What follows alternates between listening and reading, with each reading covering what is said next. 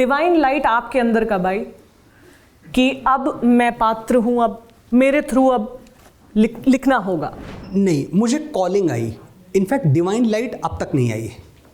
जो सच है वो ये है, वो डिवाइन लाइट एक झलक दिखाती है कहीं और गायब हो जाती है, मैं पकड़ नहीं पाता उसे। और जब वो डिवाइन लाइट कभी गलती से झलक दिखा देती है तो मैं लिख देता हूँ, तेरी मिट्टी में मिल जाऊँ, गुल बन के मैं खिल जाऊँ, इतनी सी है दिल की आरज़ू, तेरी नदियों में बह जाऊँ, तेरे खेतों में लहराऊँ, इतनी सी है दिल की आरज़ू। ये आपने पता नहीं मेरे चेहरे पे कभी वो भाव नोटिस किए हैं कि नहीं, जब भी कोई इस गाने की तारीफ़ करता है ना, मैं सर झुका के सुनता हूँ, क्योंकि अंदर से मुझे लगता है कि ये मैंने तो लिखा नहीं है, मैं तो ये लिख ही नहीं सकता, मेरी तो इतनी काबिलियत ही नहीं है। मैं इतना अच्छा लिखने वाला होता मैं रोज़ लिख लेता सुबह उठ के एक तेरी मिट्टी। क्यों नहीं लिख पाता हूँ? उस दिन डिवाइन लाइट उतरी थी, थोड़ी देर के लिए मेरी कलम में वो डिविनिटी थी और वो गायब हो गई। मैं ढूंढता रहता हूँ, मैं तलाश में हूँ, रोज़ सुबह उठता हूँ, एक ही चीज़ मांगता हूँ। मैं एक बात आपको बताऊँ, आप दुनिया के किसी भी मजहब के हों, आप कोई भी रिलीजन मानते हो, कोई भी कल्ट मानते हो, कोई भी संप्रदाय मानते हो, अगर आपको लिखना है तो आपको ब्राह्मण होना पड़ता है। और क्यों होना पड़ता है मैं समझाता हूँ। क्योंकि पूरी दुनिया में ये अकेली कौम है जिसको स्वाभिमान के साथ भिक्षा मांगने का अधिकार है।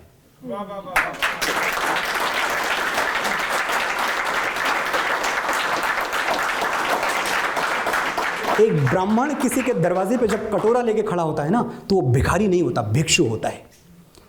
जब आपको लिखना है तो आपको उस परमात्मा के आगे, उस समष्टि के आगे आपको भिखारी बन के, भिक्षु बन के खड़ा हो जाना पड़ता है कि दे दो कुछ।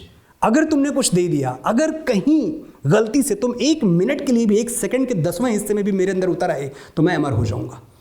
द्विज, ये पूरी की पूरी तरह से द्विज, जो सनातन धर्म में द्विज का कॉन्सेप्ट है वो ये है कि ब्राह्मण 2 बार जन्म लेता है। एक बार तो अपनी माँ की कोख से जन्म लेता है और दूसरी बार ज्ञान की कोख से जन्म लेता है, क्योंकि दोबारा आपको जन्म लेना पड़ता है, अचीव करना पड़ता है।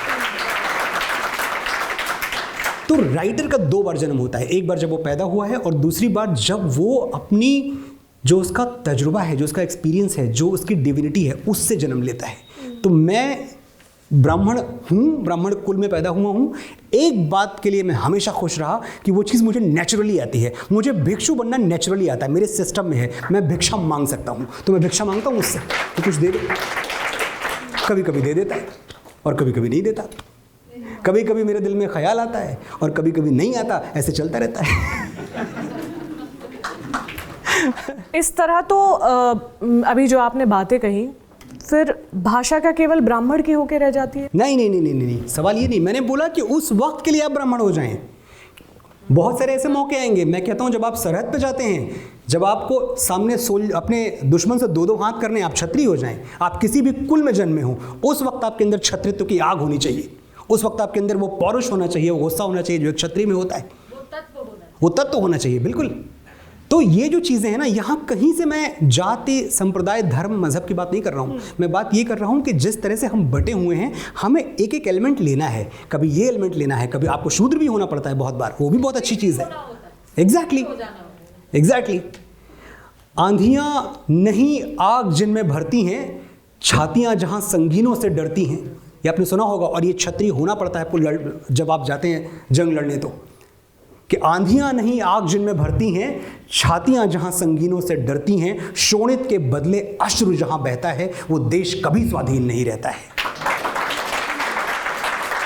तो अगर आपको वो बचा के चलना है तो जाहिर सी बात है कि आपने जो भी इस मिट्टी से सीखा है, और बड़ी कल्चरली रिच है हमारी मिट्टी, बहुत ज़्यादा रिच है, तो वो सब कहीं दूर मत जाइए। 7 समंदर पार आपको हीरो नहीं खोजने हैं, क्योंकि 7 समंदर पार हीरो खोजने की परंपरा हमारे यहाँ बहुत दिनों से चली आ रही है। और मुझे इस पर बड़ा एतराज़ होता है कि आप कभी बगल में देखते ही नहीं हैं। आप अपनी माँ की तरफ, अपने पिता की तरफ, आपके पड़ोसी की तरफ, आपके टीचर की तरफ देखते ही नहीं। आप तो जब तक लॉर्ड मैकाले की कोई बात ना आ जाए तब तक आपको समझ में नहीं आती। और देखें आप, लॉर्ड मैकाले का एक, इनफैक्ट ये बात आ ही गई और बात चली, पता नहीं कहाँ ख़त्म हो गई है, मैं तो ऐसे बोलता चला जा रहा हूँ।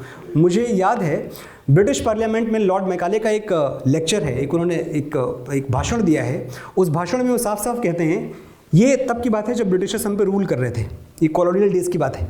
वो कहते हैं कि मैंने हिंदुस्तान का चप्पा चप्पा घूम के छान के देखा है, उनकी संस्कृति की जड़ें बहुत गहरी हैं और वो देश ज़्यादा दिन गुलाम नहीं रहेगा। अगर यूनियन जैक लहराने देना है हिंदुस्तान पे, भारत पे, तो उसका एक ही तरीका है, उनके अंदर हीन भावना भरो, उनको छोटा महसूस कराओ कि तुम जो पहनते हो वो ठीक नहीं है यार, तुम जो खाते हो वो ठीक नहीं है, तुम जो बोलते हो वो ठीक नहीं है। और ये हुआ बहुत ही सिलसिलेवार तरीके से, बहुत ही षड्यंत्र के तहत हमें बार बार ये बताया गया कि यार देखो वो जो वेस्ट वाले हैं ना, वो हैं, मतलब वो महज़ब हैं, वो तहज़ीब वाले हैं, कहाँ कहाँ हैं वो, और तुम क्या हो। अच्छा ठीक है, आप तहज़ीब वाले हैं, आप बहुत बड़ी तोप हैं, तो आपने क्या कर लिया। मैं अभी एक एग्जांपल दे रहा था, एमिली, कहीं फिर से मुझे एमिली याद आ रही है। 19वीं सदी की बात है, 1830 से 35 की बात है। एमिली डिकिंसन जैसी पोएटेस, इतनी महान कवियत्री का कोई संकलन कभी छपा नहीं, क्योंकि उसके बाप को अमेरिका में बैठ के ये लगा कि अगर बेटी की किताब आ गई पोएट्री की तो मैं समाज में क्या मुंह दिखाऊंगा।